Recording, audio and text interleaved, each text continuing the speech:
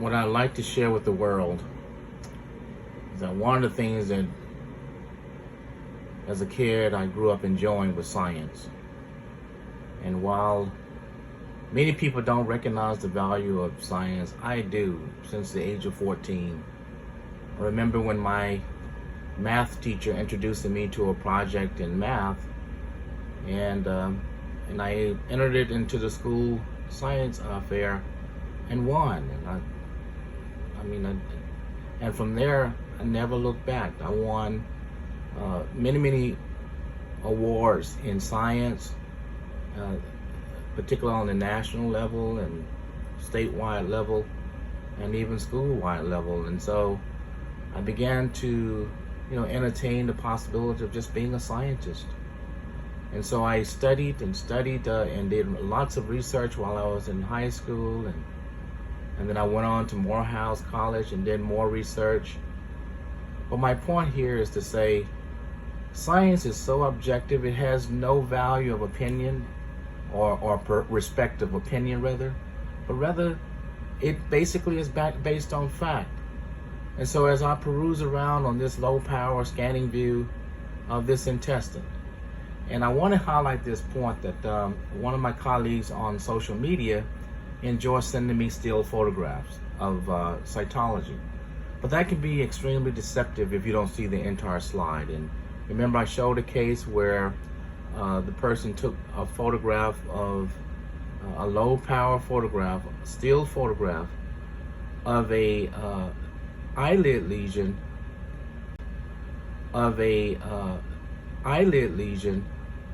and it was deceptive to think that it was lymphoid tissue when it was granulomatous. So it's a good idea to send a person a video of the entire slide as I peruse around here, and I'll show you what I'm trying to highlight in this particular example. This is a normal small bowel, and I'll tell you why I'm highlighting this before I go into the details of what I'm trying to explain in this thing, demonstrate at least, because of, in telepathology, we need to realize that still photograph will not do it. It's deceptive. You don't get a good view of the entire lesion. And so when you give someone still photograph, you're running the risk of false diagnosis because you don't see the entire slide.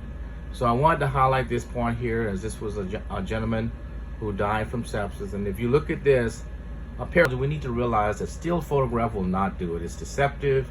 You don't get a good view of the entire lesion. And so when you give someone still photograph, you're running the risk of false diagnosis because you don't see the entire slide. So I wanted to highlight this point here, as this was a gentleman who died from sepsis. And if you look at this, peritonitis, which led to sepsis. But if you look at this is a part of his small bowel, and you don't see much in the way of inflammatory changes. And so I'm gonna go down just to highlight this is completely normal small bowel. Now keep in mind that this was from an autopsy, so you're gonna see some autolysis. But just in general, as I scan around, there's still preservation of the usual histology of this small bowel. Villiform mucosa here, not much in the way of inflammatory expansion. In fact, it's absent. It's completely normal small bowel, and we're under the submucosal, what am I talking about? Submucosal tissue. And then as we go further around, I want to show you the muscular propria tissue, and you see it as I continue to scan around. I may have to go back on because that's the muscular mucosa. It's so important in pathology to know your histology. You can't understand pathology if you don't know histology. So let's go over to the wall here. So this is the wall of the bowel. It has two muscular layers, an inner layer and an outer layer. And you can see that it's completely normal. There is not much in the way of inflammatory changes. As I go down to highlight this point, because I'm going to show you where I'm trying to go with this. So you can see that there's not much in the way of inflammation here. So I'm going to pause the slide here and take it off to go to the next slide. So in this view, this is the colon from the same autopsy sample patient. And you can see that the colon, again, it's some autolysis on the surface mucosal glands. But you can see that this tissue otherwise is very intact, not much in the way of inflammatory changes. As I go down to highlight the point again, that the muscle inner layer and outer layer is perfectly normal, not much in the way of acute inflammation, and so let's just go to the surface again. The mucosa glands are arterized in part, but overall the architecture is still normal and preserved. So this is a normal colonic histology for the most part. So we're going to go to the next slide. So here is the slide of the appendix, and the appendix showed fibrous obliteration. And if I can go around, so here is the wall, the muscular wall of the appendix. Here's the underlying submucosa, but the glands are gone because it's the fibrous obliteration of the appendix. But I want you to see this point here. The muscle is normal here. And look at the surface of the appendix. Not much in the way. You see some scattering of acute inflammatory cells, but hold on to that point there. So now here's another section of the same appendix, but in a different part of the appendix. And notice what we began to see here. So let me just keep it on the scanning view as they come into focus. You can see along the surface, there are some acute inflammation. In fact, abscess material along the serosal surface of the appendix. And I'll go down to show a closer view of this.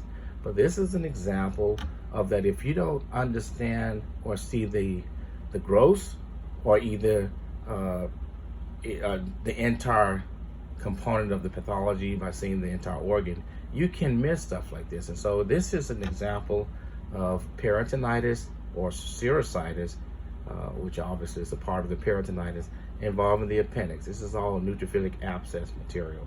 So the person, I didn't know this because when I was doing the growth, I didn't see that there was going to be evidence of acute appendicitis. I mean, not appendicitis, but serositis.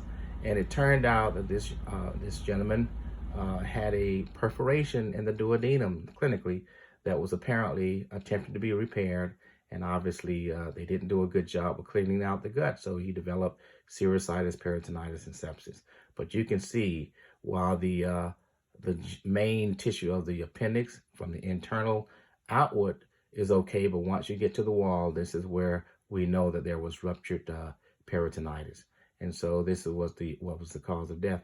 But my point here is that you can't just show still photographs of pathology and expect someone to come up with an accurate diagnosis. You have to show the overall gestalt of the tissue so that they can get a feel for it, and various high and low power. So that you have to show the overall gestalt of the tissue so that they can get a feel for it, and various high and low power so that the final and more accurate diagnosis can be made. So just wanted to kind of share that with you as we are getting closer and closer to the world of digital pathology, and it must be borne in mind that it's not a good idea to be deceptive, but we all colleagues must be on the point of being honest and true to our colleagues who we will show digital telepathology sort of images to. So always start at the low power, scan around so that the viewing pathologist can get a view of it, and then you go down on a closer view just to confirm what might be going on the low power, and even a higher power when you feel like you need to look at cytology or the morphology of the cells to confirm your final diagnosis. So thank you for listening to this video. The point, again, is that I enjoy educating folk.